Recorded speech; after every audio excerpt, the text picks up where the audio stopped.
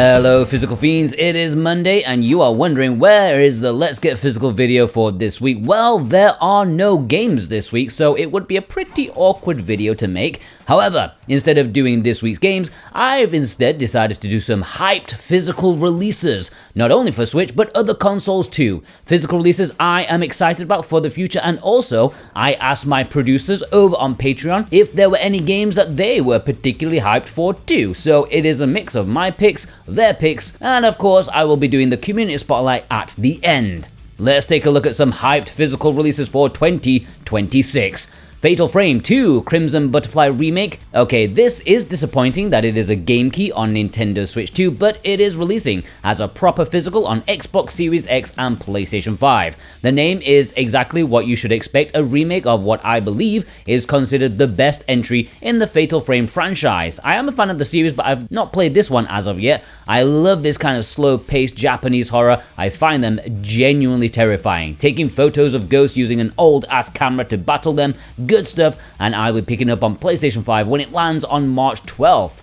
WiZmans World Re is a game I've wanted physically in English for quite a long time. I was disappointed when this released in Japan, but it had English removed, but at least it's getting a retail release in North America, not a limited print thing. This was a DS RPG that they remade in a slightly budget-looking 2D HD visual style, but to me it looks great, and it's releasing on Switch and PlayStation 5 physically, February 19th. UFO 50 is one I'm really looking forward to trying now that it's finally coming physically. 50 original games in one, retro-inspired experiences that may be a bit arcadey, dinky, but very well made, and 50 of them together makes it a phenomenal package. At least that's what I've heard. These are not shovelware minigames. This is like having 50 NES games, good ones, in one. Like if Action 52 was made with good intentions, this would be it, and it's releasing physically on Switch February the 20th. Romance of the Three Kingdoms 8 Remake Destiny and Strategy Expansion Pack is an obvious one for me, even though the release is extremely weird. So firstly, this is an expanded edition of the remake that came out last year, or was it the year before? I forget. It changes a lot of the mechanics to add a twist to an already great formula. The base game is my most played Switch game, so of course I'm going to get this one too. The physical release is an import exclusive, and the Southeast Asian release is the only one that has English. What's extra weird about it is that the West isn't even getting this digitally, at least not on console, so this really is the only way to get it on consoles. Ys Memoire Revelations in Celceta. I've been looking for a good excuse to play this entry in the franchise, and the fact that it's coming to the Switch physically in 2026, well, that's all the excuse I need. It is a remake of Ys 4, of which there are two different versions of Ys 4, and this remake, also kind of goes its own way too. It is a bit of an older game since it was originally on the Vita, but better late than never on the Switch. And if you want to pre-order it or any of the games in this video where available, then please do use the links I've put in the description and pinned comment. VGP are a really nice company with free worldwide shipping on orders over 75 Canadian bucks. It's like 54 American dollars. Plus, each week, if you buy something with my link, then you are put into a draw to have a chance of winning a $10 discount coupon. And this week's winner is, well, I don't know, because my contact at VGP is currently on vacation for the festival season, so I will let you know this week's winner next week alongside next week's winner, okay? It'll be a double announcement. Raiden Fighters Remix Collection. I love a good retro collection, and I've never really tried the Raiden series much, but I've only had access to the newer titles. I am interested in going back to the franchise's beginnings, and this contains Raiden Fighters 1, 2, and Jet, which are technically spin-offs of the main Raiden series. How? I don't know, but I want to find out. The physical release for this is currently an import exclusive. It could come out in the West in some fashion, but nothing is announced, and it will arrive in Asia with English on Switch and PlayStation 5 on February the 26th. Okay, those are my personal picks. Now we're gonna go into my Patreon producers. I asked them what their most hyped physical release was, and maybe give me some words as to why. Saves me writing stuff, but yeah, let's see what they have chosen. Wandering Sword was chosen by Brent McLean, saying that being excited for Wandering Sword is easy. It looks beautiful. It calls itself a Chinese martial arts RPG, leaving me very intrigued. Having the choice between turn-based mode or real-time mode is a cool twist in making it where I can chill using the turn-based battles or use the action one if I want to. The use of a 2D HD type art style has sold it to me early. The physical release is currently only announced for Japan and Asia, but I do have strong feelings there will be a Western physical from Red Art Games, maybe even on Nintendo Switch 2. Nine Souls was chosen by Firm Returns, and this is a massively well-received Metroidvania that many people found was a fantastic tonic for those eagerly awaiting Silksong, and this one holds its own against Hollow Knight. It is an incredible game with a beautiful art style, although it is very, very difficult. It's been compared to Sekiro in terms of that, which is a high mark, oh god. And it's releasing physically on PlayStation 5 and Nintendo Switch April 24th. The Adventures of Elliot, The Millennium Tales was chosen by Robotech and Jennifer M. Another HD 2D game, or is it 2D HD? I can't remember. This time an action RPG, perhaps even more comparable to The Legend of Zelda compared to your standard Team Asano developed release like Octopath or Bravely Default, and it does look absolutely fantastic in my opinion, even if it somehow has an incredibly bland name. They went from nonsensical to boring in one fell swoop. The physical details have not been detailed as of yet, but we can bet on at least a proper PlayStation 5 physical, maybe an Xbox physical, and probably a game key on Nintendo Switch 2, but we can still hope, right? We can still pray. Volontés was chosen by Cartoon Soren, and this might be the most obscure game in this video. It is an import-exclusive Otome VN that's releasing at the end of March next year. It will have English, and it'll be the first time the VN will have English, although to be fair, it's still a pretty new game, published by Gmode and developed by Loco Games, who only have a couple of VNs in the bag. Will it be good? Who knows? Yoshi and the Mysterious Book hasn't fully been confirmed to have a proper physical game, but it's like 99% certain, okay? And the Nemo 6 chose this one. I even featured it in my upcoming Physicals for Switch 2 video yesterday, and this follows Yoshi's trend of having a really nice, unique art style with simple but satisfying gameplay. Hopefully it's not too easy, and I do hope, as weird as it sounds, it's going to be a bit more like Yoshi's Story for its kind of like weird gameplay flow compared to a standard platform. I think we've got enough of those right now. We need something a little bit different. Code Vein 2 was chosen by D's Nuts and Alexander Cato. According to them, the first one had an amazing story, great characters and design, great world aesthetic, and with the emphasis on ass, and it'll be interesting to see how the sequel will expand upon that. It's releasing super soon, January the 30th on PlayStation 5 and Xbox. Resident Evil Requiem was chosen by Azruth and Instacritic. It's releasing physically at the end of February on PlayStation 5 and Xbox Series X. Sadly, the Switch 2 version is a game key. The latest game in the legendary franchise, game number 9. I've got my personal reservations, like the character design, it's a bit too Life is Strange for me. I mean, where is the classic Jill design? But, you know, it's gonna come together great, right? Capcom, they did go through a small rough phase, but now they're back on the game, and they pump out excellent games time and time again, but it'll definitely be one for those seeking a good horror time. Speaking of which, Corpse Party 2 Darkness Distortion was chosen by Ghost Bune, at least keeping their fingers crossed that it does actually release in 2026. It keeps getting pushed back in development hell, and let's not forget the series has had a lot of pushback from Nintendo in the West. The quad pack from this year was banned by Nintendo, and will this suffer the same fate, or will they have to self-censor in order to appease the big N, or maybe developed it without crossing those lines? Who knows, we'll have to see. But it's also releasing on PlayStation 5. Pragmata was chosen by Alolo Jojo. Sadly on Switch 2 it is a game key, but there is a proper physical release on PlayStation 5 and Xbox Series X on April the 24th. A new IP from Capcom, a sci-fi buddy adventure game with a dude and a robotic girl. Hacking is a big part of it, which is a brave gameplay gimmick to hang on to considering, you know, its reputation in the industry, but Capcom, you say what you want, they make damn good games. Tetris Forever, specifically the Collector's Edition, was chosen by Jake Vav. The normal release is already out and about on store shelves, maybe, but this Collector's Edition, which got delayed to 2026, is quite special since it comes with its own handheld device to play Tetris on. That is pretty cool.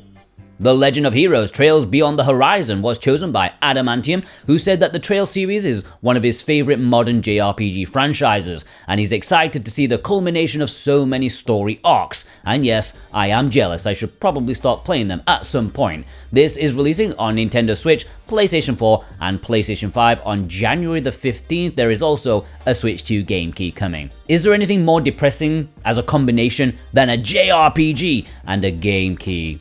Soldner X Complete Collection, Dave Horwath decided to go with this one. This is a Play Asia exclusive release that's been constantly pushed back mainly due to the game's not being fully converted to the Switch yet, but the light is at the end of the tunnel and it should be arriving in early 2026 on Nintendo Switch. It is a shmup collection that looks really nice, like really nice production value, I would say. Trails in the Sky second chapter was chosen by both G Bautista 100 and Sora Cat. I guess the physical hasn't been detailed nor the Western localization, but hopefully Gung Ho live up to their name and go all in to get it out in time with the Japanese release. The first chapter was Game of the Year according to you physical fiends, and you know how Falcom can pump these games out at an amazing rate and somehow keep up the quality. Dragon Quest VII Reimagined, Joshua L. and Jeddah Crow both chose this one for their most hyped release, with Joshua saying that they got back into the series once again thanks to the 1-3 remake, so being hyped about the remake of 7 is a natural step. Jeddah Crow said that the Dragon Quest series is the ultimate JRPG comfort food. This is releasing physically on Switch, PlayStation 5, and Xbox on February the 5th. There will also be a Nintendo Switch 2 game key. GTA 6 was chosen by OG CIB and probably a billion other people out there on the planet, and probably other planets as well. It is the game, like the game that eras of the Earth will be separated by. I don't really need to say that much about it, but it's releasing at the end of 2026. How much will it be? Who knows? That is the big question. Fire Emblem Fortune's Weave, Lewis Cage chose this one. The physical release or even date hasn't been confirmed yet, but it would be madness if there wasn't a proper physical release for this. But yeah, Fire Emblem fans are massively excited for it, and hopefully it is a huge title for the Switch 2, despite the terrible name. Robocop Rogue City Collection was chosen by Dave Huswaite. Now this is already out in Europe, but it will be hitting North American stores very early in 2026 on PlayStation 5 and Xbox Series X. This package includes Robocop Rogue City and its expansion Unfinished Business into one. I've heard that these were much better than you'd ever think they'd need to be, and it's proof that not everything needs to be a AAA title to look good and be fun to play. Card-en-Ciel Nintendo Switch 2 edition was chosen by Jimmy A. Guerrero, and this is an import exclusive on Nintendo Switch 2. It's already out on the original Switch, but this Switch 2 edition will look and run much better, plus it has mouse controls for the battles to allow you to quickly choose cards. The Japanese release for this is coming at the end of January, and it will have English. Alright, let's move on to the community spotlight. Now, with my executive producers over on Patreon, they always get priority on being featured in the community spotlight, and usually I say executive producer so-and-so, but to stop the repetition, I'm not going to say that anymore, but I do plan on giving them a nice little badge next to their picture, once I find someone out there to make it for me. Alolo Jojo sent in this photo. I'm not sure what is going on with the clear cases for the Switch 2 games. I'm guessing that he swapped them with Switch 2 physicals. Does that look better to you? Let me know. Apple Sin sent in this photo with Little Kitty Big City, which recently got a pretty big update, which was enough for me and my daughter to jump back in. The cat customization alone used up 2 hours of her time. Brian G sent in this photo picking up Terminator No Fate, which we are going to be seeing a lot in this episode, and no doubt future episodes as people's copies start to roll in. Cartoon Soren sent in this photo with Astro Dogs, one of Limited Run's weirdest releases, exclusive to them, but it is a European version. They've done that before, but I think those actually did go to retail in Europe. This one has not, as far as I'm aware. Dave Horwath sent in this festive photo, and nothing says festive more than trying to stop evil robots. Demon Eater sent in this photo. Raise your hands who bought Taboo Trial on the cover art alone. I know you're out there. G Bautista 100 sent in this photo picking up about 300 hours of JRPG goodness. All of them have been going nicely cheap, or at least cheap-ish, over the festive period. Ghost Bune sent in this photo. You guys know I don't like cards in games, and I did try Baton Kaitos for a couple of hours on my GameCube, and yeah, it's alright, it's a good game, I don't hate it. However, No one can convince me that it wouldn't be better if it didn't have the cards. Cat Killad sent in this photo of Slain. Man, that is a blast from the past. A whole different era in the Switch physicals time. It's a very innocent time. Kevin W sent in this photo picking up a couple of imports, neither of which are massively popular, but I like that they are there. I would like to play them both. McLaren sent in this photo with Bounty Sister, or Sisters. I'm very much interested in finding out how much the lack of English will impact this game. I know it's a shmup, mostly it's inconsequential, but you know, some do have more text than others. Mr. Awesome sent in this photo picking up Ninja Gaiden. Poor Ninja Gaiden. I thought more people enjoyed this than the recent Shinobi, but Shinobi absolutely embarrassed it in the Game of the Year votes. Riveler sent in this photo showing a rare Switch Pokemon Legends. I am of course joking, it's not rare, but I have rarely seen this version. My daughter got the Switch 2 edition from Father Christmas, and she's been enjoying it. It still has terrible, endless dialogue, but you know, she just lets me mash the A button, and then she starts playing the game once that's finished. Rob L showed that VGP often come in clutch. Am I using the lingo right? Next I'll be calling people bro. Sorry, they get limited run stuff as well as strictly limited games, giving you guys a second chance. It's good. Skip to the end. Don't skip to the end, that's their name. Sent in this photo that makes me think of a Limp Bizkit song.